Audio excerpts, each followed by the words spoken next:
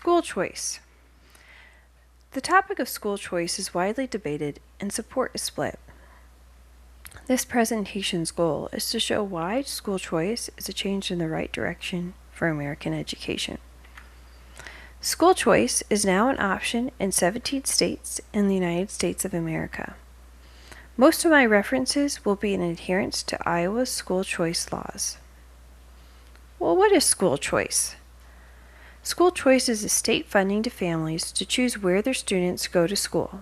The Iowa Department of Education defines it as funding available to support the success of every K-12 student in Iowa. The bill establishes a framework and funding for educational savings accounts, which may be used by eligible families to cover tuition, fees, and other qualified education expenses at an accredited non-public school in Iowa. The school options: public, non-public, and homeschool. For homeschool, there are some requirements that must be met for funding to be received.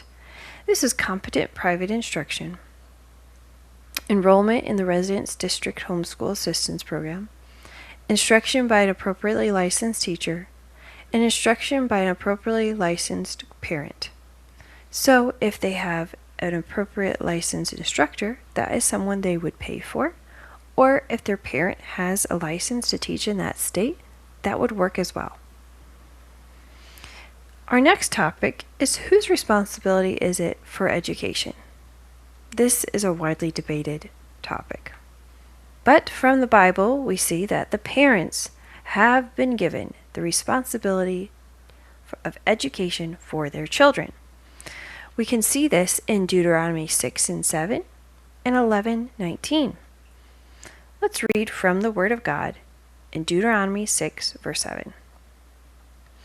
And thou shalt teach them diligently unto thy children, and thou shalt talk of them when thou sittest in thine house, and when thou walkest by the way, and when thou liest down, and when thou risest up. As you can see, God gives the responsibility to the parents. Next, the state enforces laws for parents to educate their children. We see this in Chapter 299 for compulsory education in the state of Iowa. The federal government protects parents' rights to choose educational instruction for their children. And this comes because of the 14th Amendment. The 14th Amendment protects a parent's right to direct the educational upbringing of their child. Let's read the 14th Amendment, Section 1. All persons born or naturalized in the United States and subject to the jurisdiction thereof are citizens of the United States and of the state wherein they reside.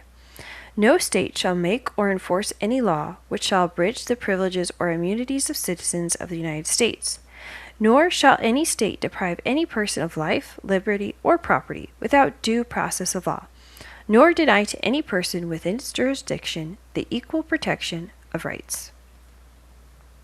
So what does that mean? Well, the Supreme Court ruled that a state statute that was requiring all students to attend a public school violated the 14th Amendment.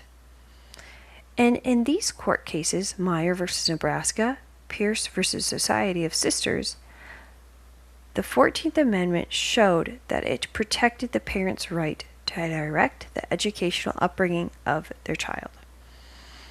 A similar court case also happened concerning the 14th Amendment. This was Wisconsin v. Yoder.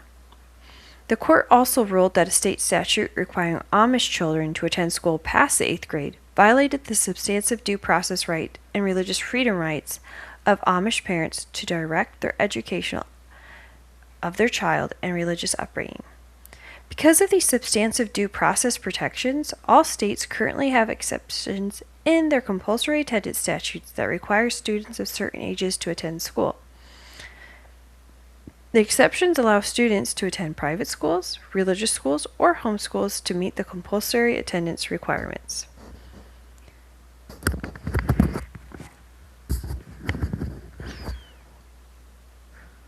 Now let's discuss the history of American education.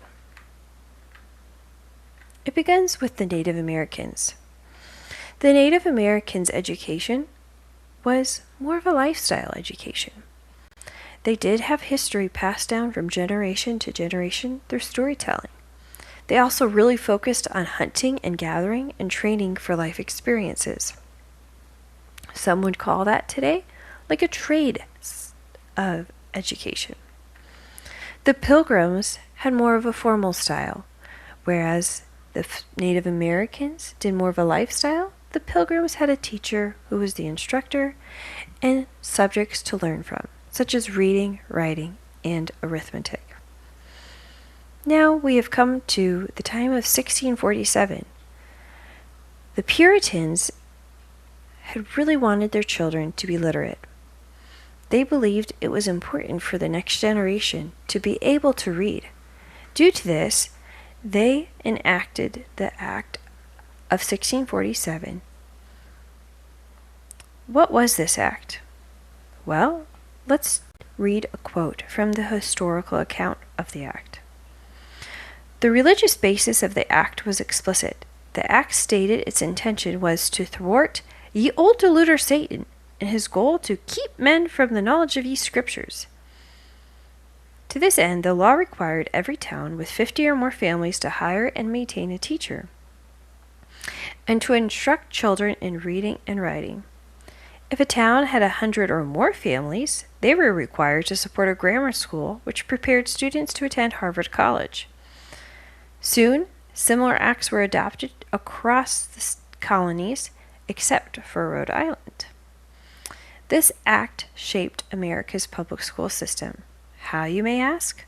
Well, first, it divided the levels of primary and secondary.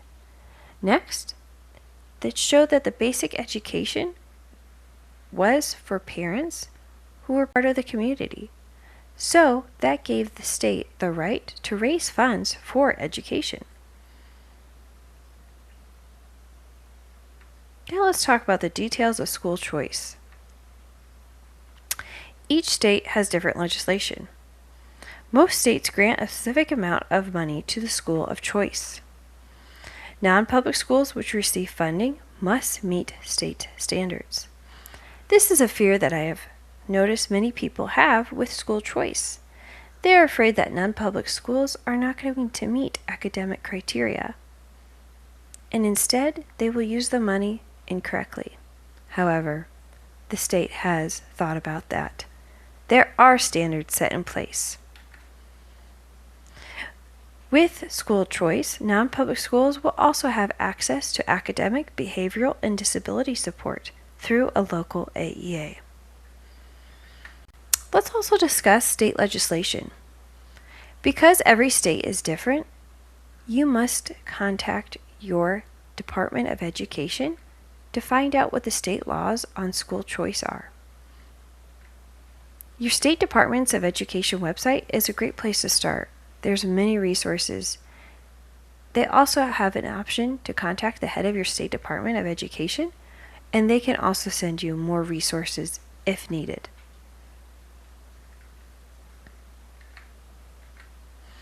Now let's talk about the amount of funding. We know that tuition for every school is different, but school choice only gives a set amount to every student for every school. In Iowa, there were stages of funding for school choice. These stages were set on a family income. The first year of school choice, the income of a family was set. People who made less than that were able to receive funds for school choice. The second year, the family income was increased, and families who reached that amount could go for state funding with school choice. The third year, no matter what the family made, they were also able to partake in school choice.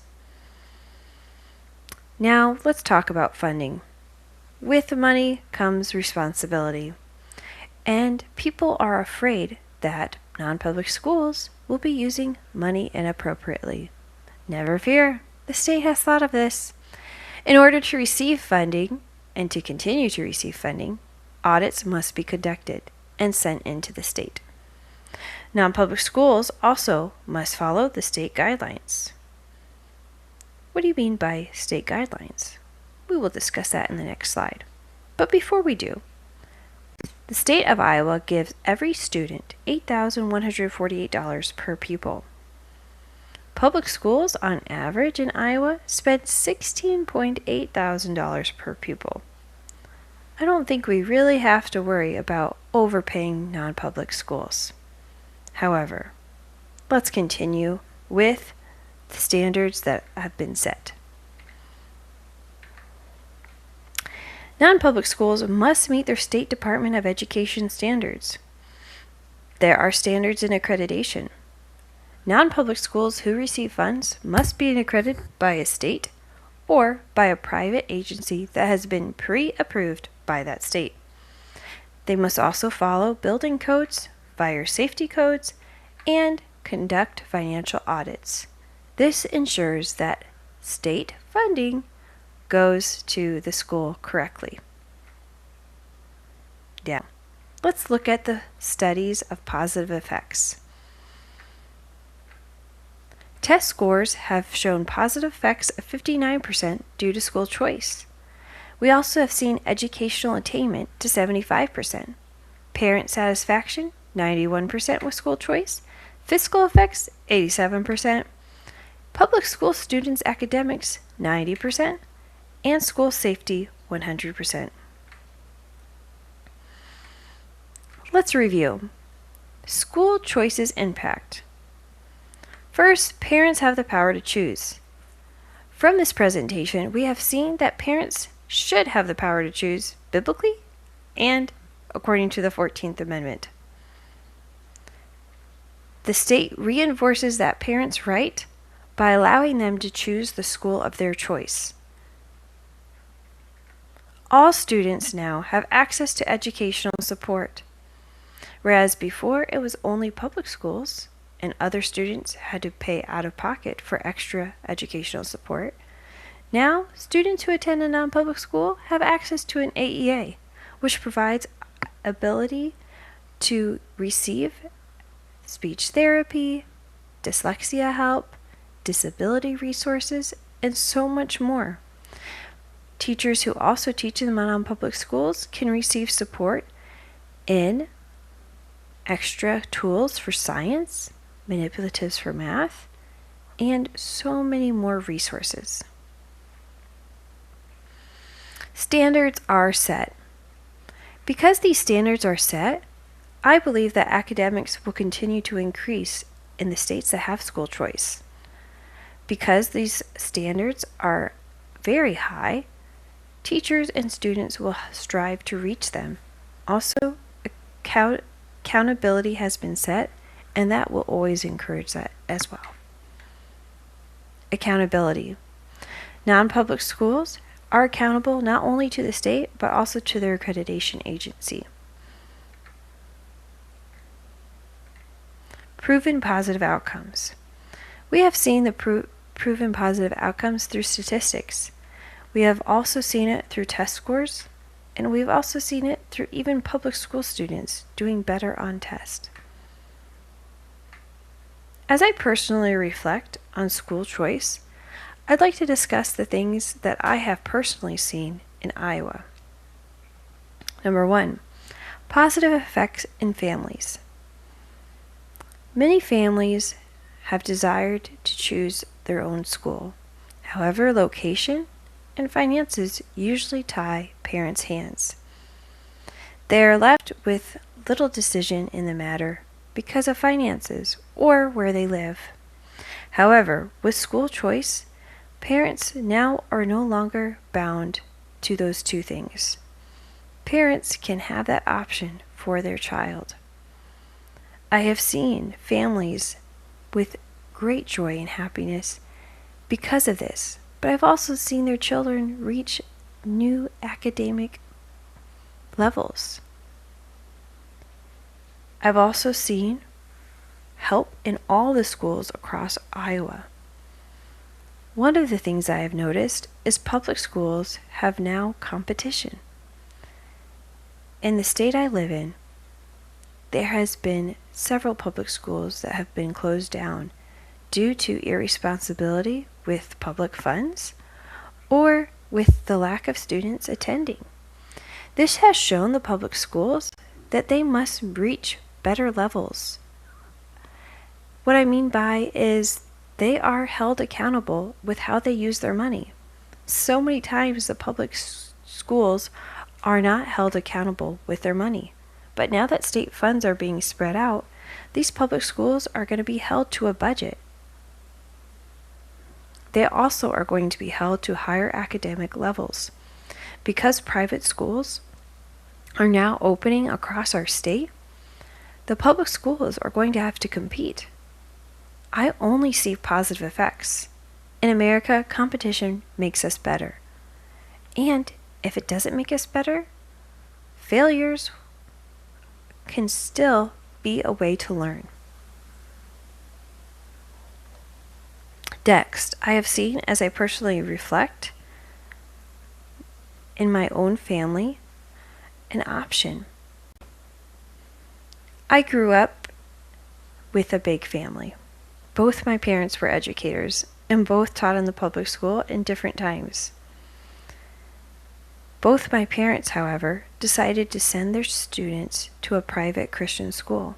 This was their right and their personal decision. However, with tuition rates increasing, my parents were no longer able to send all their children to the school. Our next option was homeschool, which I do not regret. It has really shaped who I am and has made me very thankful for my parents and the sacrifice that they have done to help me get a good education. However, looking at school choice, I think it would have helped my parents tremendously. They would have not had to decide on education based on finances. School choice now allows parents to have extra support in choosing the right education for their child. America is a land of equal opportunity. State taxes are also an equal opportunity to the citizens who live in the state. We all have to submit state taxes, and our state taxes are funneled to the schools in our area. I believe, since it is an equal opportunity of paying taxes, that we should also have the equal opportunity of having those taxes go to the school that we choose to go to. It's only equal opportunity. I hope this presentation has helped you realize what school choice is and how it can positively affect your state and even your family. School choice is an excellent step in the right direction for American education because it allows the parents to choose and it helps our school community grow overall.